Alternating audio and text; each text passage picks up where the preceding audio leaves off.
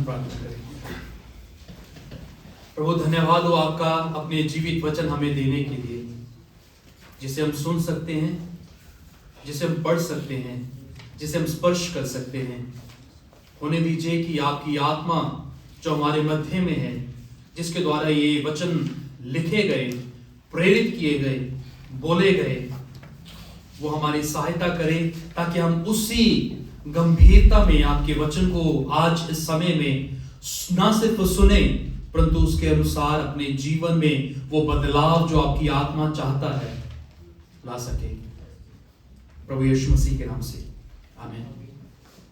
यकरे की पुस्तक उसका 10 अध्याय 1 से 12 पद तक हम देख रहे हैं, और 2 सप्ताह के बाद हम फिर से इस पुस्तक में लौटे हैं इस बात को देखने के लिए कि परमेश्वर की जो प्रतिज्ञाएं हैं उसमें देर हो सकती है, लेकिन कभी भी परमेश्वर के द्वारा बोला हुआ वचन जो है वो असफल नहीं होता। और जब हम 10 अध्याय के पहले 2 पदों को देखते हैं तो मानो ये 2 पद जो है वो 9 अध्याय और 10 अध्याय के बीच में एक हिंज का काम कर रहे हैं, एक पुल का काम कर रहे हैं, जिसके अंतर्गत ये दोनों अध्याय जो हैं बंधे हुए हैं। जब हम 9 अध्याय को खत्म किए थे तो हम इस बात के ऊपर खत्म किए थे कि परमेश्वर ने उनको प्रतिज्ञा दी थी कि परमेश्वर उनको उनके हाल पर नहीं छोड़ देगा। उनकी परिस्थितियों में, उनके बुरे हालातों में परमेश्वर एक बार फिर से हस्तक्षेप करेगा और उनको एक नए जीवन की ओर या एक उज्जवल भविष्य की ओर ले जाएगा। और ठीक उसी प्रकार से जब हम 10 अध्याय में और 3 पद से लेकर 12 पद तक पढ़ते हैं, वहां पे एक बार फिर परमेश्वर अपनी प्रतिज्ञाओं का आश्वासन जो है अपने लोगों को दिलाता है। लेकिन उस बीच में ये 2 पद हैं जो इस पूरी गुत्थी को समझने के लिए हमारी सहायता करते हैं, जो पहले और दूसरे पद में 10 अध्याय में मिलता है। हम इसको पूरे अध्याय को इस शीर्षक के अंतर्गत देखेंगे, trusting God's unfailing promises in the darkest valley of life. परमेश्वर के प्रतिज्ञाओं के ऊपर विश्वास करना जब हम अपने जीवन के अंधकार की खाई से गुजर रहे हो। Trusting God's unfailing promises in the darkest valley of life. परमेश्वर की वो प्रतिज्ञाएं जो कभी असफल नहीं होती, उन पे विश्वास करना अपने जीवन के सबसे अंधकार खाई से गुजरते हुए। जब हम 10 अध्याय में आते हैं तो परमेश्वर के लोग, जिनको परमेश्वर बाबुल देश से छुड़ा लाकर यरूशलेम में बसा रहा था और उनके साथ प्रतिज्ञा कर रहा था कि परमेश्वर उनको फिर से एक नए उज्जवल भविष्य की ओर लेके जा रहा है, वो सारी प्रतिज्ञाएं जो एक दफा परमेश्वर ने उनके साथ की थी, जो शायद नबी के समय में, दानियल और हिजकिय्याह के समय में एक बार फिर से वही प्रतिज्ञाओं को परमेश्वर अपने लोगों के जीवन में पूरा करते हुए दिखाई देगा। लेकिन उससे पहले जब हम पहले 2 पदों में आते हैं तो वहां पे एक मांग की जा रही है, और पूरे 12 पदों की बात करें तो सिर्फ एक चीज है जो हमें कमांड के रूप में या आदेश के रूप में मिलती है। और पहले पद में लिखा हुआ है कि तुम मांगो। एक ही चीज है जो करने के लिए बोली गई है। उसके बाद सब कुछ 11 पदों में परमेश्वर होगा जो सारी चीजों को कर रहा होगा। लेकिन परमेश्वर अपने लोगों से एक चीज की मांग करता है और उन्हें कहता है पहले पद में कि तुम मांगो। क्या मांगो? जो पहला पॉइंट रहेगा हमारा 1 से लेके 5 पद तक, वो है God's promised deliverance from enemies. परमेश्वर का वायदा अपने लोगों को उनके शत्रुओं से छुटकारा देने का। God's promised deliverance from enemies. 1 से 5 क्या बात मांग कर रहा है? मांगने के लिए परमेश्वर उन्हें कह रहा है पहले पद में, बरसात के अंत में यहोवा से वर्षा मांगो। बरसात के अंत में यानी कि जब मैं बरस रहा है, जब बारिश हो रही है, परमेश्वर कह रहे हैं कि जब वो खत्म हो जाएगी तो परमेश्वर से वर्षा मांगो। यहोवा से जो बिजली चमकाता है वह उनको वर्षा देगा और हर एक खेत में हरियाली उपजाएगा। याद रखें, जो संदर्भ है यिर्मयाह की पुस्तक का, जब तक हम उसको नहीं याद करेंगे, उसको नहीं समझेंगे, तो ये सारे वचन जो है वो उपयुक्त नहीं होंगे, वो रेलेवेंट नहीं होंगे, वो समझ में नहीं आएंगे कि परमेश्वर वास्तव में क्या कह रहा है। कि वो समय है इजराइल के जीवन में, परमेश्वर के लोगों के जीवन में, जब वो तराशियों के तराशियों के सफर में होके गुजर रहे हैं। जब उनके घर जो है ढहे हुए हैं, जब वो लौटे हैं, तो सब कुछ वहां पे जो है वो खंडर बना हुआ है और परमेश्वर की प्रतिज्ञाएं जो हैं उनके ऊपर सवाल है, क्या वास्तव में जो परमेश्वर ने वायदे किए हैं वो पूरे होंगे। हम 31 दिसंबर को जब प्रार्थना कर रहे थे, फिर 1 जनवरी को जब हम प्रार्थना कर रहे थे, तो हमने प्रॉमिस कार्ड एक्सचेंज किए थे, एक दूसरे को वायदे के जो परमेश्वर के वचन के ऊपर आधारित थे वो प्रतिज्ञाएं दी थी। कईयों को उसको पढ़ के बड़ी खुशी हुई क्योंकि बहुत अच्छा है, कईयों को दुख लगा इस बात को जानते हुए कि ये कैसे संभव हो सकता है, जो कहा जा रहा है ये लगता नहीं है कि पूरा हो जाएगा। वही सारा सिनेरियो जब था, जब संदर्भ कहे यक्रिया के समय में परमेश्वर के लोगों का था, जहां पे वो सवाल कर रहे थे कि जो परमेश्वर ने कहा है क्या वो वास्तव में पूरा भी होगा। जो परमेश्वर ने प्रतिज्ञाएं की हैं कि मैं तुम्हारे भविष्य को उज्जवल करूंगा। याद रखिए यिर्मयाह की पुस्तक 29 अध्याय 11 पद जब हम पढ़ते हैं, वहां पे लिखा हुआ है कि I have plans for you, not to destroy you, not to harm you, but to make you prosper. 29:11 में जब हम पढ़ते हैं, वहां पे लिखा हुआ है वायदा परमेश्वर जो देता है, परमेश्वर के लोग इससे पहले की बंधुआई में चले जाएं, 70 साल की बंधुआई में चले जाएं, उससे पहले ये परमेश्वर ने प्रतिज्ञा देता है कि मेरे पास तुम्हारे लिए योजनाएं हैं, तुम्हें नाश करने की नहीं परंतु कुशल करने के लिए, तुम्हें स्मृति देने के लिए, खुशहाल करने के लिए। लेकिन जब 70 साल वो बाबुल देश में गुलाम थे, जब वो अपने सारे सोच विचारों में पड़े हुए थे और ये सवाल उनके मनों में बार बार दस्तक दे रहे थे कि क्या वास्तव में परमेश्वर ने जो कहा है वो पूरा होगा, क्या वास्तव में जो यिर्मयाह नबी के द्वारा बोले गए वचन थे वो पूरे होंगे।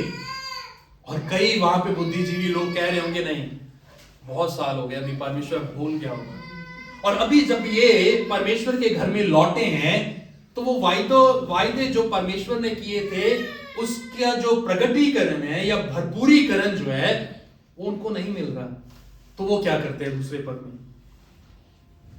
दूसरा पद कहता है क्योंकि गैर देवता अनर्थ की बात कहते हैं और भावी कहने वाले झूठा दर्शन देखते और झूठा स्वप्न सुनाते और व्यर्थ शांति देते हैं, इस कारण लोग भेड़ बकरियों के समान भटक गए। वो परमेश्वर के लोग जिनको परमेश्वर ने स्वयं अपने वायदे दिए थे, वो चुनी हुई प्रजा जिनको परमेश्वर ने अपने लोग कहा था, वो लोगों ने क्या किया, जब परमेश्वर के वायदे पूरे होने में देरी हुई, क्या किया उन्होंने, वो संसार की ओर चल दिए। किसके पास गए, देवी देवताओं के पास, विचक्राफ्ट के पास, जादू टूना करने वालों के पास, वो लोग जो स्वप्न देखते और उसका अर्थ बताते हैं उनके पास। और आगे लिखा है कि वो भेड़ के समान भटक गए। बहुत बार हमारे जीवन में ऐसा ही हम अनुभव करते हैं कि जब हम परमेश्वर के प्रतिज्ञाओं को अपने जीवन में पूरा होते नहीं पाते तो हम क्या करते हैं, छोटे छोटे समाधान ढूंढते हैं कि हम कैसे ना कैसे परमेश्वर की ये योजना कही गई थी उसको पूरा अपने दम पर कर लें। जब पीछे लौटते उत्पत्ति की पुस्तक में अब्राहम और सारा ने ऐसा ही किया था। परमेश्वर ने अब्राहम को बोला था कि मैं तुझे संतान दूंगा, तेरे वंश को इतना बढ़ाऊंगा जैसे आकाश में तारागण और मिट्टी के जर्रे हैं। लेकिन सारा ने क्या बोला, नहीं ये संभव नहीं है, we have to help God, हमें परमेश्वर की सहायता करनी पड़ेगी।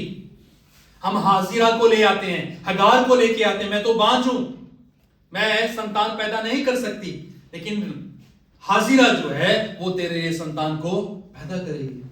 बहुत बार हम परमेश्वर की प्रतिज्ञाओं को जब पूरा होते हुए नहीं देखते, हम उस पर संदेह करते हैं और अपना समाधान जो है परमेश्वर का समाधान बनाकर पेश करते हैं। यहां पे लोगों ने क्या किया, जब परमेश्वर के वचन पूरे होने में देरी हुई, वो कहां पे लौट गए, देवी देवताओं के पास, स्वप्न बताने वालों के पास, झूठा दर्शन देने वालों के पास, जो कह रहे थे कि जो तुम्हारा सर्वश्रेष्ठ जीवन है वो यहीं पे है, अगर यहां पे दुख उठाया तो आने वाला कल किसने देखा है, यहीं पे अगर तुम खुश नहीं हो, यहीं पे अगर तुम्हारा जीवन प्रॉस्पर नहीं है, स्मृति तुम्हें नहीं मिल रही, तो आने वाला कल तुमने क्या देखा है, कुछ भी हो सकता है। हम अपने आज को सुरक्षित करने के लिए अपने आने वाले कल को जो है खराब कर रहे हैं। और परमेश्वर उन्हें प्रतिज्ञा दे रहा था कि मैं तुम्हें तुम्हारे शत्रुओं से छुड़ाऊंगा। कौन थे शत्रु? परमेश्वर के लोगों के, जो झूठे स्वप्न दे रहे थे, जो झूठी लालसाएं दे रहे थे, जो लोगों को इंटाइस कर रहे थे, लालच दे रहे थे कि सारी चीजें जो है अभी तुम्हारे लिए पूरी हो जाएंगी। परमेश्वर कहते हैं कि मैं तुम्हें उनसे बचाऊंगा, लेकिन तुम्हें क्या करना होगा? पहले पद में, बरसात के अंत में तुम्हें यहोवा से वर्षा मांगनी होगी। What does that mean? उसका भाव क्या है, क्या अर्थ है? बरसात के अंत में यहोवा से वर्षा मांगने, यानी कि जब परमेश्वर तुम्हारे जीवन में कार्य कर रहा है, उसी प्रतिज्ञाओं के ऊपर तुम्हें लगातार बने रहना पड़ेगा, standing firm in the promises of God even when it does not make sense at all. तब भी परमेश्वर के वायदों के ऊपर बने रहना, जब वो हमारे जीवन में किसी तरह का कोई अर्थ जो है नहीं देते। हम भजन 10 पढ़ते हैं, वहां पे भजनकार दाऊद कहते हैं कि परमेश्वर यहोवा, मैं ऐसा महसूस करता हूं जैसे तुमने मुझे छोड़ दिया हो, जैसे तूने मुझे दूर कहीं छोड़ दिया हो, और मैं तेरे अस्तित्व को कहीं पे भी अपने जीवन में महसूस नहीं कर पा रहा। It's not about what we feel about God, God is not a feeling. ये मायने नहीं रखता कि हम परमेश्वर के बारे में क्या महसूस कर रहे हैं, क्योंकि हमारी फीलिंग्स जो है वो हर बदलते पल के साथ बदल जाती है। Ask the Lord to experience him.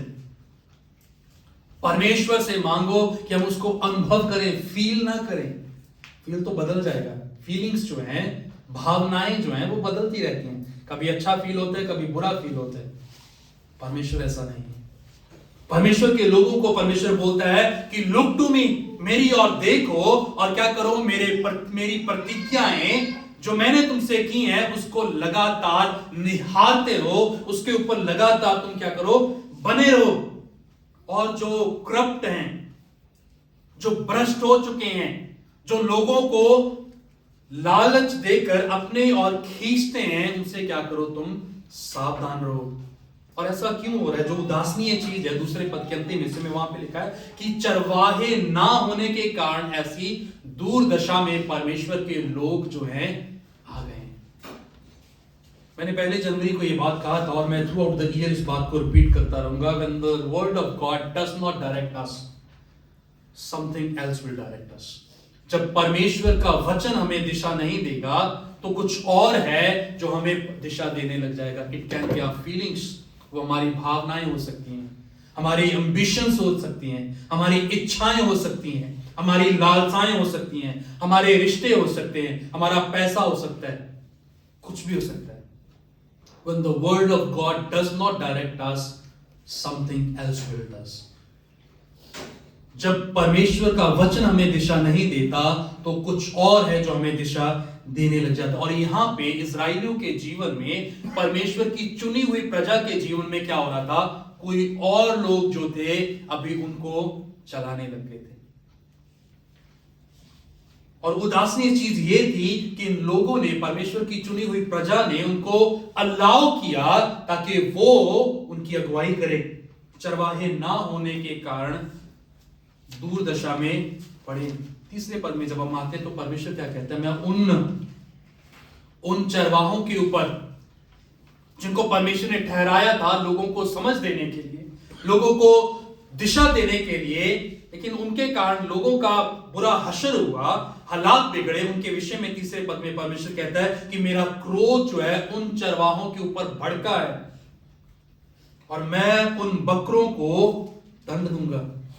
चरवाहे मासूम, उसके कंपैरिजन में परमेश्वर क्या यूज करता है उनके लिए कि वो भी चरवाहे ना रहकर क्या बन गए हैं? बकरे बन गए। परमेश्वर ने उनके लिए क्या सोचा था, क्या कल्पनाएं की थी, but look what they have become. देखें कि वो क्या बन गए।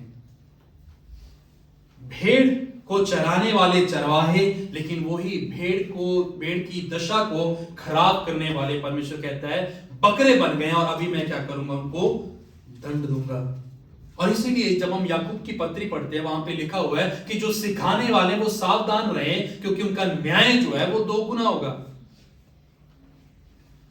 क्योंकि सेनाओं का यहोवा अपने झुंड अर्थात यहूदा के घराने का हाल देखने को आएगा। He will turn to his church to see what is going on. परमेश्वर जो है अपनी कलीसिया को, अपनी चुनी हुई प्रजा को देखने के लिए आएगा कि उनके ऊपर जो चरवाहे ठहराए गए थे, उनके अंतर्गत रहते हुए उसकी कलीसिया, उसकी भेड़ें क्या कर रहे हैं। आपको याद होगा जब यूहन्ना के सुसमाचार में यीशु मसीह आराधनालय में दाखिल हुआ, मंदिर में आया, तो क्या देखा? परमेश्वर का घर जो है वो क्या घर बन गया था? व्यवसाय का घर बन गया था, लेन देन का घर बन गया था, लोगों को ठगने का घर बन गया था। यहां पे व्यापार हो रहा था, व्यवसाय स्थापित किए जा रहे थे। यीशु मसीह ने क्या किया?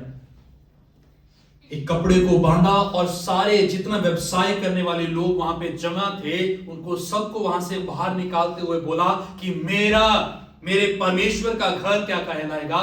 प्रार्थना का घर कहलाएगा। और परमेश्वर यहां पे 3 पद में कहता है कि I will come to see my people, मैं आऊंगा अपने लोगों को देखने के लिए।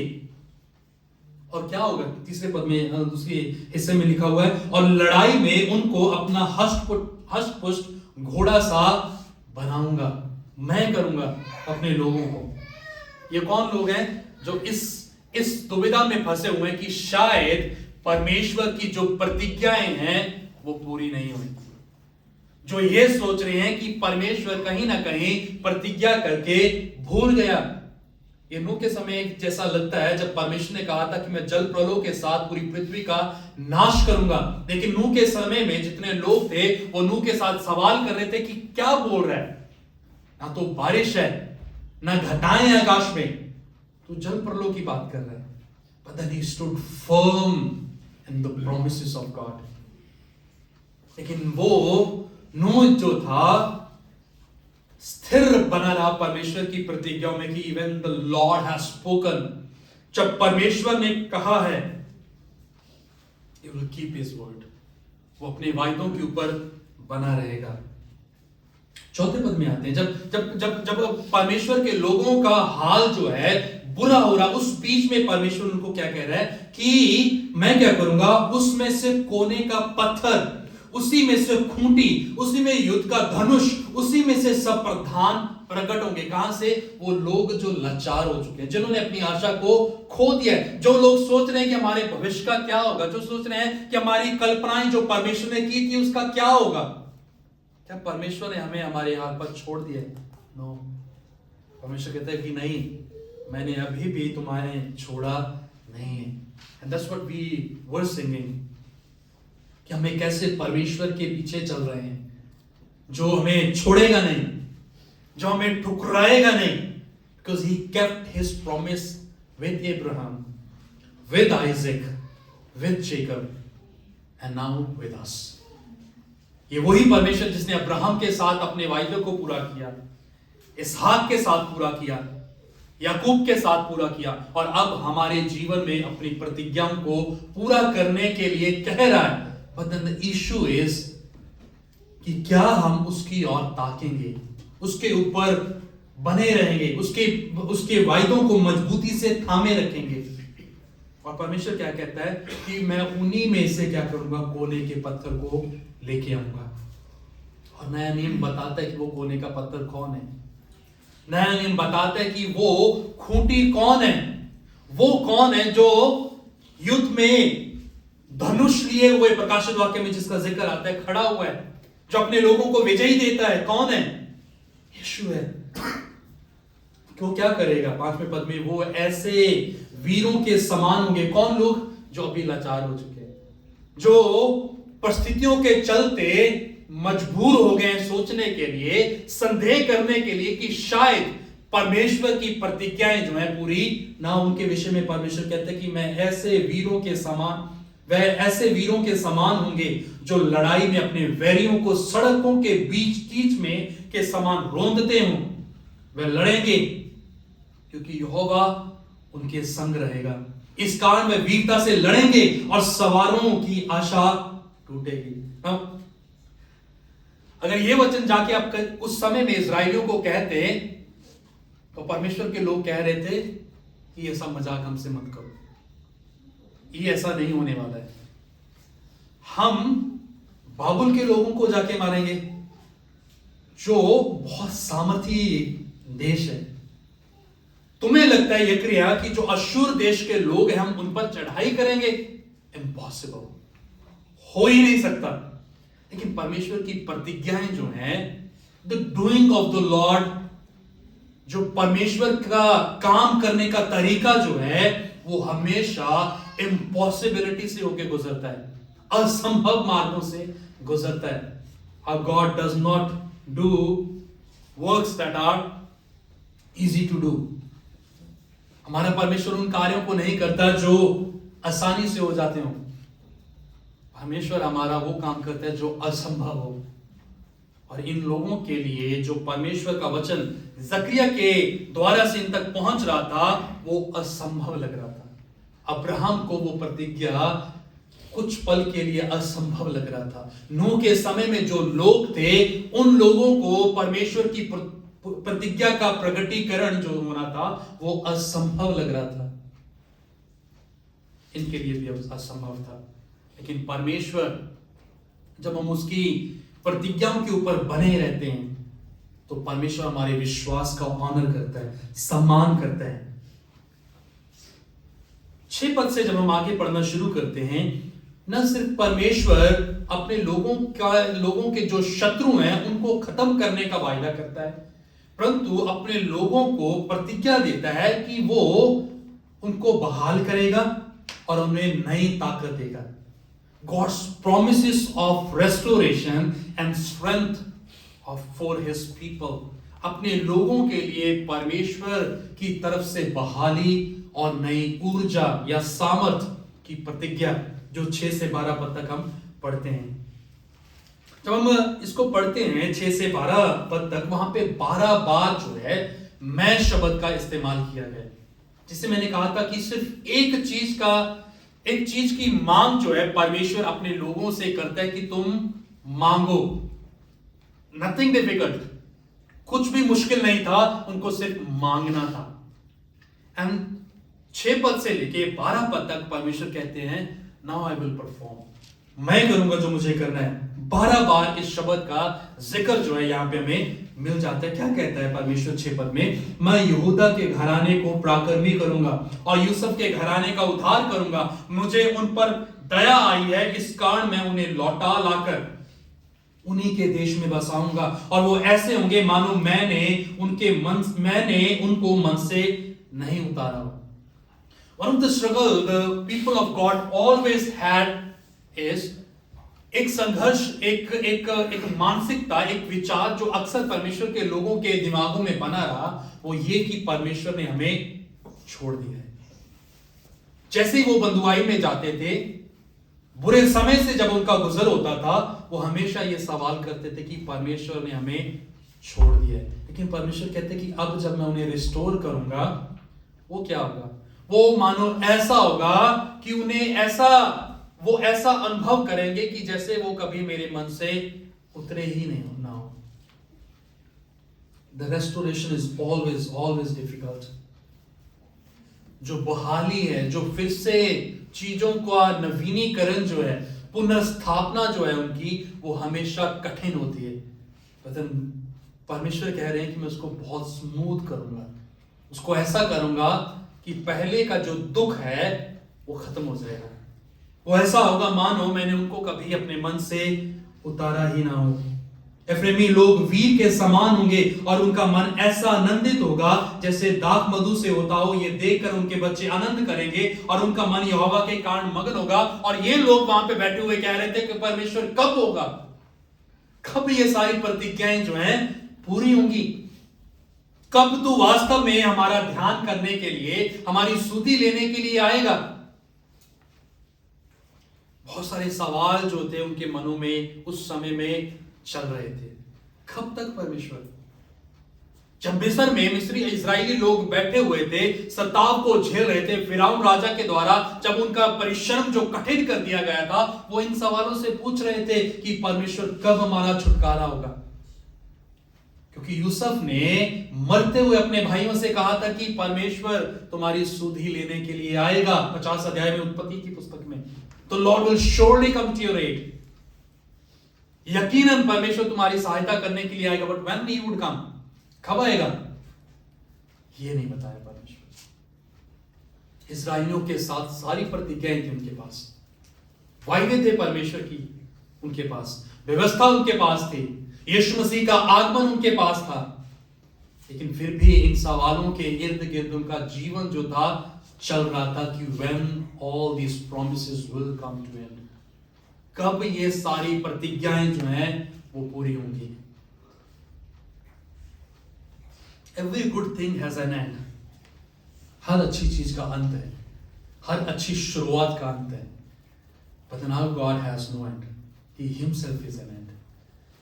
हम जिस परमेश्वर के पीछे चल रहे हैं उसका कोई भी अंत नहीं है, वो अपने आप में अंत है, जिसका जिक्र प्रकाशित वाक्य का लेखक करता है कि यीशु कहते हैं कि मैं ही शुरुआत हूं, मैं ही अंत हूं, मैं ही अल्फा हूं और मैं ही ओमेगा हूं। और वो परमेश्वर अपने लोगों को उनके बहाली के लिए, उनकी पुनर्स्थापना के लिए प्रतिज्ञा कर रहा है कि मैं तुम्हें तुम्हारे हाल पर नहीं छोड़ूंगा। मैं क्या करूंगा, 8वें पद में लिखा हुआ है, मैं सीटी बजाकर उनको इकट्ठा करूंगा।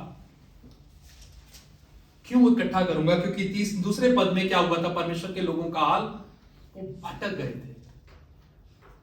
इस कारण लोग भेड़ बकरियों के समान भटक गए। दूसरे पद के हिस्से में परमेश्वर कहते हैं कि मैं सीटी बजाकर अपने लोगों को इकट्ठा करूंगा, यानी कि I will be their shepherd. जब चरवाहा अपनी भेड़ों को बुलाता है, वो आवाज देता है, और यूहन्ना का सुसमाचार 10 अध्याय में बताता है कि जहां पे यीशु कहते हैं कि मेरी भेड़ें जो है वो मेरी आवाज को सुनती हैं, उसको पहचानती हैं। और परमेश्वर क्या कह रहा है यहां पे कि मैं सीटी बजाऊंगा, I will make a noise, I will whistle, मैं सीटी बजाऊंगा, शोर करूंगा और अपने लोगों को क्या करूंगा, मैं इकट्ठा करूंगा। वाई? क्योंकि मैं ही उनका छुड़ाने वाला हूं, और वह ऐसे बढ़ेंगे जैसे पहले बढ़े थे। कब बढ़े थे वो? मिस्र देश में। मिस्र देश में जब उनकी बढ़ाई हुई थी, बढ़ोतरी हुई थी, लेकिन एक समय आया जब उनका नाश कर दिया। कुछ चंद लोग जो थे बच गए थे, फिर बढ़े, बाबुल देश में जाके वो गुलाम हो गए। वहां पे बहुत सारी पीढ़ियां जो थी उनकी नाश होगी। और जकरिया की पुस्तक हमें पिछले अध्यायों में बता रही थी कि कुछ लोग थे, करीबन 50,000 लोग थे, जिनको परमेश्वर बचाकर फिर से यरूशलेम में लेके आया। लेकिन इनके साथ प्रतिज्ञा क्या कर रहा है परमेश्वर, कि मैं इनको फिर से क्या करूंगा, बढ़ाऊंगा। और ये कैसे होंगे? जैसे वो पहले बढ़े थे। यद्यपि मैं उन्हें जाति जाति के लोगों के बीच बिखेर दूंगा, तो भी वह दूर दूर देशों में मुझे स्मरण करेंगे और अपने बालकों समेत जीवित लौट आएंगे। परमेश्वर बोल रहे मैं इकट्ठे करूंगा। अगले पद में बोलते कि मैं उन्हें बखेर दूंगा। परमेश्वर हमें एक साथ लाता है भेजने के लिए। परमेश्वर ने हमें अपने पास बुलाया ताकि वो हमें क्या करे, भेज सके। प्रेरितों के काम 1 अध्याय 8वें पद में लिखा है कि तुम ठहरे रहो जब तक आत्मा तुम पर ना उतरे, तब तुम सामर्थ पाकर तुम क्या करोगे, मेरे गवाह ठहरोगे। पहला यरूशलेम में, यहूदिया में, सामरिया में, एंड देन पृथ्वी के छोर तक तुम्हें जाना होगा। Go and make disciples. जाओ और जाति जाति के लोगों को जाके क्या करो, चेला बनाओ। परमेश्वर कहते हैं कि मैं बुलाऊंगा अपने लोगों को अपने पास, and then I will scatter them, फिर मैं उनको बिखेर दूंगा। और फिर क्या होगा, वो बिखर जाएंगे। 9 पद बोलते हैं कि वो फिर से अपने बच्चों के साथ मेरे पास जीवित लौट आएंगे। 10 पद से 12 पद तक जब हम आते हैं तो एक बार फिर से परमेश्वर अपने अस्तित्व का बखान जो अपने लोगों के साथ करता है, और उन्हें कहता है मैं उन्हें मिस्र देश से लौटा लाऊंगा और अश्शूर से इकट्ठा करूंगा और गिलाद और लबनोन के देशों में ले आकर इतना बढ़ाऊंगा कि वहां वह समा ना सकेंगे। खासतौर पे मिस्र का जब हम जिक्र करते हैं और अशूर का जिक्र जब हम करते हैं तो बाइबल के संदर्भ में ये वो देश थे जो संसार का प्रतिनिधित्व करते हैं, जो संसार की झलक हमें देते हैं। जब भी मिस्र का जिक्र आता है तो वो संसारिक चीजों का जिक्र आता है और परमेश्वर अपने लोगों से बोलते हैं और कहते हैं कि मैं अपने लोगों को मिस्र से यानी कि संसार में से निकाल ले आऊंगा। अशूर जो परमेश्वर का विरोधी देश था, उसके लोगों का विरोधी देश था, उसमें से अपने लोगों को बुलाऊंगा। गिलाद और लबनोन से देशों में से अपने लोगों को इकट्ठा करूंगा, उन्हें बढ़ाऊंगा और ऐसा बढ़ाऊंगा कि वो समा ना सकेंगे। यार पर वह उस कष्टदायी समंदर में से होकर उसकी लहरें दबाता हुआ जाएगा और नील नदी का सब गहरा जल सूख जाएगा। अशूर का घमंड तोड़ा जाएगा और मिस्र का राजदंड जाता रहेगा। अब ध्यान जो है आपका नील नदी पे मैं लेके जाना चाहता हूं। नील नदी जो थी मिस्र देश का जीवन था। पूरा मिस्र देश का जो प्रॉस्पेरिटी थी, उसकी समृद्धि थी, वो नील नदी के ऊपर टिकी हुई थी, जो उसके बीचों बीच बहती थी, जो पूरे मिस्र को खुशहाल बनाती थी। और इसी यही कारण था कि उत्पत्ति में परमेश्वर के लोग अपनी जगह को छोड़कर मिस्र को चले गए, क्योंकि वहां पे अकाल नहीं था, वहां पे पानी था, प्रोस्पेरिटी थी, फसल अच्छी थी, उपज थी वहां पे। लेकिन परमेश्वर क्या कर रहा है कि जो मिस्र का घमंड है, जो अशूर का घमंड है, वो तोड़ा जाएगा। यानी कि the pillar of their strength, उनकी सामर्थ के जो स्तंभ हैं, परमेश्वर कहते हैं कि मैं उनको तोड़ दूंगा। And finally at last even they will turn to Lord, अंततः वो भी परमेश्वर की ओर फिरेंगे। आज जब हम अपने जीवन को देखते हैं, अगर हम परमेश्वर की ओर नहीं फिर रहे, परमेश्वर की ओर नहीं मुड़ रहे, तो उसका एक रीजन है कि हम क्या है, अपने स्तंभों पे खड़े हुए हैं। We have made our own pillars of strength to rely upon. हम अपने आप से ऐसे स्तंभों को अपने जीवन में खड़े कर लिए हैं जिसके ऊपर हमने अपने जीवन को पूर्ण रूप से निर्भर कर दिया है। And the Lord says I will remove those pillars of your strength. मैं, परमेश्वर कहता है कि मैं तुम्हारे उन सामर्थ के स्तंभों को उखाड़ दूंगा। वह उस कष्टदायी समंदर में से होकर उसकी लहरें दबाता जाएगा। नील नदी का सब गहरा जल सूख जाएगा। अशूर जो सामर्थी देश है, उसका घमंड तोड़ दिया जाएगा।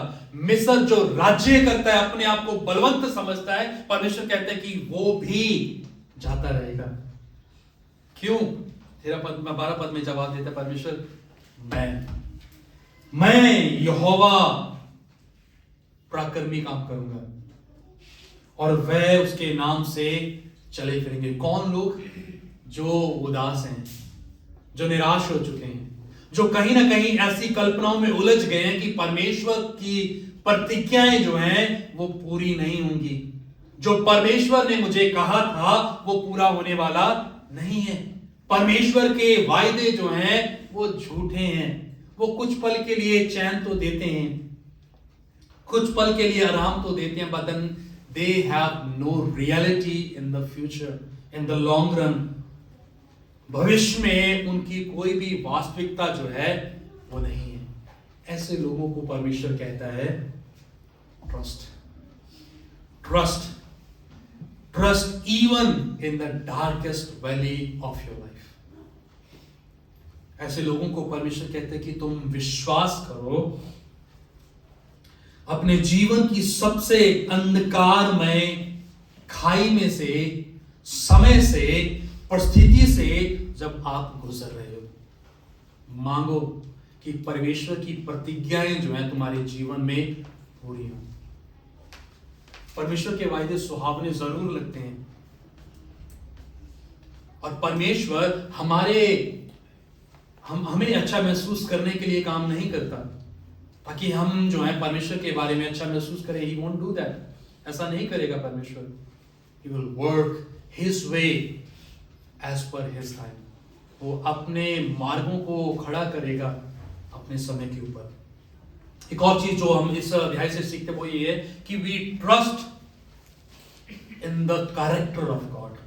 जो परमेश्वर का चरित्र है, परमेश्वर का स्वभाव जो है, हम उस पर विश्वास करते हैं।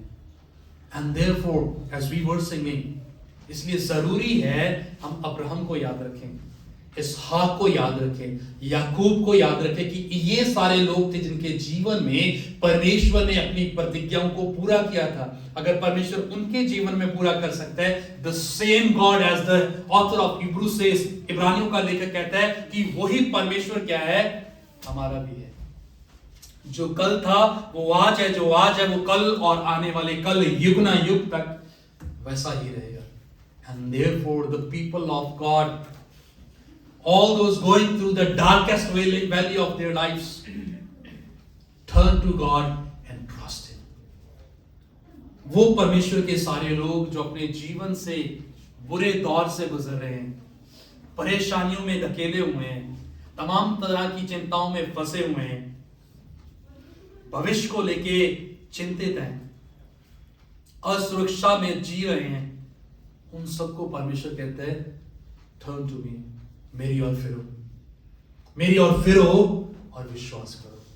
And when we trust God, जब हम विश्वास करते हैं, भजन कहता है जो लोग परमेश्वर पे विश्वास करते हैं, परमेश्वर के मुंह को कभी काला नहीं होने देता।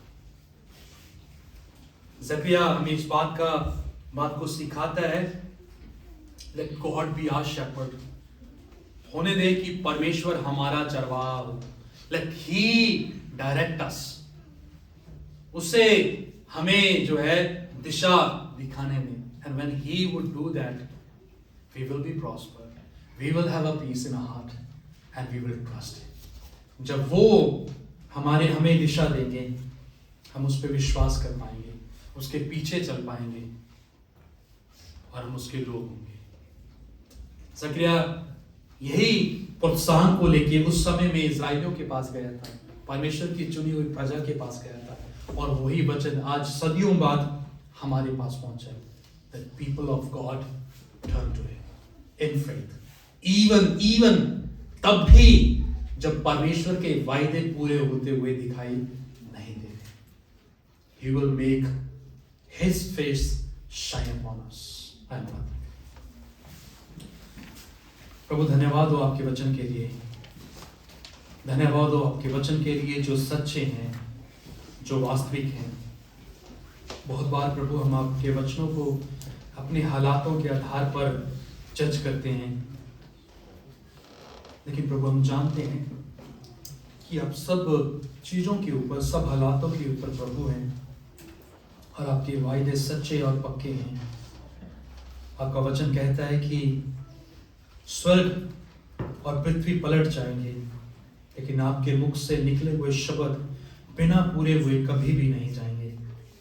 प्रभु होने दीजिए कि हम आपके वचनों के ऊपर विश्वास करें, ना सिर्फ तब जब सब कुछ सही है, परंतु तब जब हर तरह की उथल पुथल हमारे जीवन में मची हुई है, हर तरह की कायोस, हलचल, गड़बड़ी हमारे जीवन में, हम तब भी आपके वचनों के ऊपर विश्वास कर सके। प्रभु हमारी सहायता कर, हमारे अविश्वास की सहायता कर, और होने दीजिए कि हम आपको निहारते रहें और आपकी ओर ताकते रहें। प्रभु यीशु के नाम से।